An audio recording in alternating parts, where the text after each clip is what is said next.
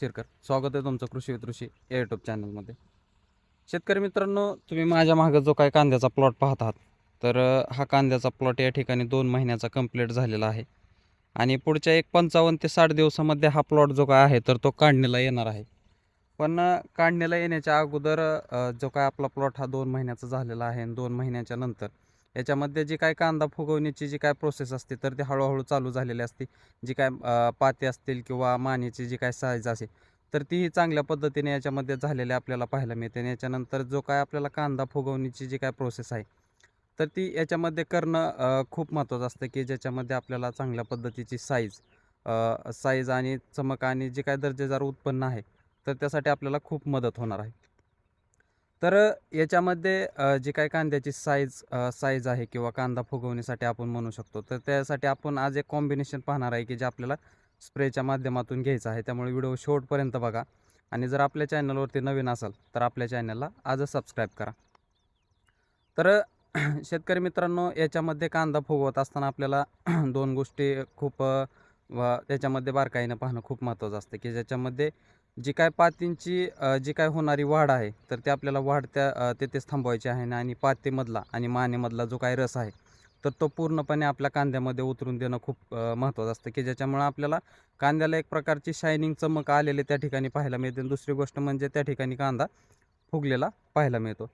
याच्यामध्ये ही जी काही शायनिंग आणण्यासाठी किंवा वाढ होण्यासाठी किंवा त्याची साईज होण्यासाठी आपल्याला एक कॉम्बिनेशन वापरायचं आहे, की ज्याच्यामध्ये आपल्याला जे काही सिजंटा कंपनीचं जे काही कल्टर येतं तर ते कल्टर याच्यामध्ये वापरायचं आहे, की ज्याच्यामुळे जे काही तुमच्या पातींची अजूनही वाढ होत आहे तर ती पूर्णपणे जी काही वाढ आहे तर ती पूर्णपणे त्या ठिकाणी स्टॉप करून ते स्टेबल म्हणजे पातींला स्टेबल त्या ठिकाणी करताना आपल्याला ते पाहायला मिळतं.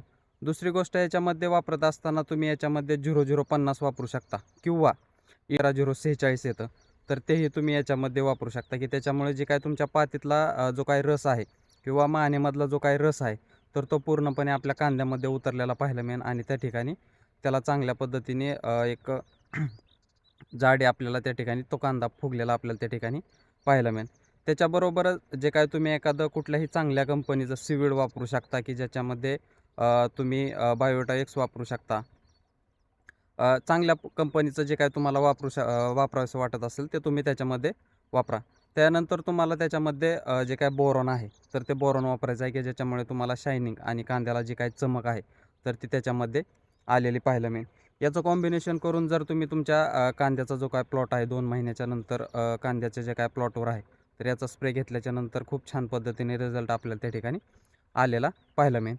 याच्याबरोबरच याचं प्रमाण वापरत असताना प्रमाणही मापात घेणं खूप महत्त्वाचं असतं. कमी जास्त झालं तर आपल्या कांद्यावरती याचा इफेक्ट झालेला पाहायला मिळेल. याच्यामध्ये जे काही सिजंटा कंपनीचं जे काही कल्टर आहे तर ते वापरत असताना 7 ml प्रति 15 लिटर पंपासाठी आपल्याला तेथे वापरायचं आहे.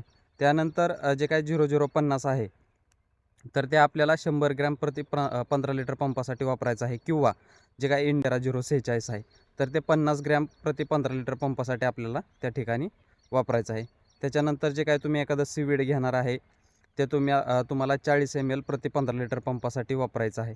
आणि याच्यामध्ये जे काही तुम्ही बोरॉन घेणार आहे तर ते बोरॉन आपल्याला 30 ग्रॅम प्रति 15 लिटर पंपासाठी वापरून आपल्याला याचा जो काही कांद्यावरती जो काही स्प्रे आहे तर तो त्याच्यावरती घ्यायचा आहे. याचा खूप छान पद्धतीने रिझल्ट आपल्याला त्या ठिकाणी आलेला पाहायला मिळेल आणि कांद्याची जी काही साईज असेल किंवा चमक असेल तर तीही आपल्याला त्या ठिकाणी आलेली पाहायला मिळेल.